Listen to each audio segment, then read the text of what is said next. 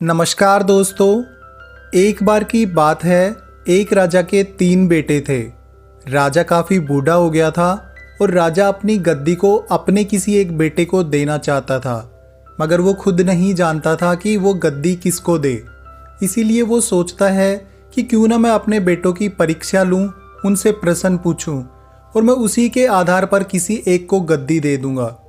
तो राजा आदेश देता है कि मेरे बेटों को बुलाया जाए। अब राजकुमार भी सोच में पड़ जाते हैं कि आखिर राजा को हमसे क्या काम हो गया। सभी राजकुमार राजा के पास आते हैं और राजा बोलता है कि मैं तुम तीनों से एक प्रश्न पूछूंगा, उसका पूरा ईमानदारी से जवाब देना। जैसे ही राजा प्रश्न पूछना शुरू करता है, तीनों राजकुमार चुपचाप खड़े हो जाते हैं। राजा पूछता है कि तुम्हें किसी अपराधी को दंड देना है तो तुम उसको कैसा दंड दोगे। इस पर पहला राजकुमार बोलता है कि मैं उसको कड़ी से कड़ी सजा दूंगा ताकि वो दोबारा कभी भी ऐसा ना करे। दूसरा राजकुमार बोलता है कि मैं उसको मृत्यु दंड दे दूंगा ताकि कोई भी वैसा करने की सोचे तो वो डर के मारे वो काम कभी भी ना करे। तीसरा राजकुमार थोड़ा बुद्धिमान था, वो बोलता है कि प्रश्न का उत्तर देने से पहले मैं एक कहानी सुनाना चाहता हूँ, अगर राजा की अनुमति हो तो मैं कहानी सुनाऊं। तो राजा उसको कहानी सुनाने की अनुमति दे देता है। तो राजकुमार सुनाता है, एक बार एक बहुत अमीर राजा था जिसके पास एक प्यारा सा तोता था। उस तोते का पूरा ध्यान रखता, उसकी छोटी से छोटी ख्वाहिश को भी पूरा करता। एक दिन तोता राजा को आकर बोलता है कि मुझे अपनी माँ से मिलने के लिए अपने घर जाना है, अगर आपकी अनुमति हो तो क्या मैं अपने घर जा सकता हूँ। तो राजा बोलता है ठीक है, जा सकते हो, मगर ज़्यादा दिन के लिए मत रुकना, जल्दी वापस आ जाना। तो तोता अपने घर के लिए निकल जाता है। तोता कुछ दिन अपनी माँ के साथ रहता है, अपनी माँ का ख्याल रखता है और कुछ दिन के बाद वो वापस वहाँ से चल देता है। रास्ते में आते टाइम वो काफ़ी लोगों से एक बात सुनता है कि उस आम के पेड़ का फल जो भी खाएगा वो अमर हो जाएगा। तोता सोचता है कि क्यों ना मैं भी राजा के लिए एक आम लेके जाऊं। तो वो वहाँ से एक आम तोड़ता है और राजा के पास जाने के लिए चल देता है।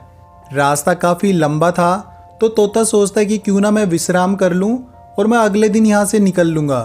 अब तोता गहरी नींद में सो जाता है, मगर उस दौरान एक सांप आकर के उस आम को काट लेता है।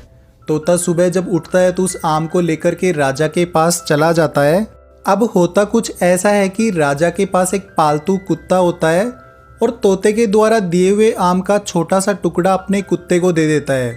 कुत्ता जैसे ही उस आम को खाता है वो वहीं पे मर जाता है, क्योंकि आम को सांप ने जो काट रखा था। ये देखकर राजा बहुत ही गुस्से में आ जाता है और उस तोते को मरवा देता है और बचे हुए आम के टुकड़े को राजा फिकवा देता है। लेकिन कुछ दिन के बाद वहाँ पर एक पेड़ उग जाता है और कुछ सालों के बाद वो पेड़ काफ़ी बड़ा पेड़ बन जाता है और उसके आम लग जाते हैं। तो राजा को ये बात पता चलती है, तो वो अपने राज्य में घोषणा करवा देता है कि जो भी ये जहरीले आम खाएगा वो मारा जाएगा। कुछ दिन और बीतते हैं और उस आम के पेड़ के पास से एक महिला गुजर रही होती है।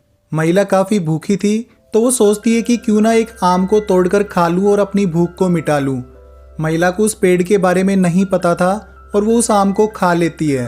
अब राज्य में एक खबर फैलने लग जाती है कि किसी महिला ने उस पेड़ का आम खा लिया था और वो धीरे धीरे करके अब जवान हो रही है।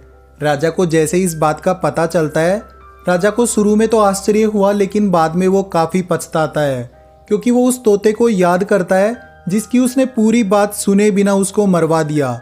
अब राजा केवल पछता रहा था और रो रहा था। इस पर राजकुमार बोलता है कि मैं उस राजा की तरह कभी भी नहीं करूँगा कि मुझे बाद में पछताना पड़े।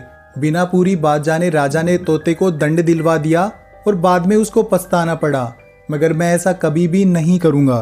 तो दोस्तों, तीसरे राजकुमार का उत्तर सुनकर आप लोग समझ गए होंगे कि राजा ने अपनी गद्दी किसे दी होगी। तो दोस्तों, इस वीडियो से हमें एक सीख मिलती है कि हमें कभी भी जल्दबाजी में फैसला नहीं लेना चाहिए, हमें सोच समझकर फैसला लेना चाहिए।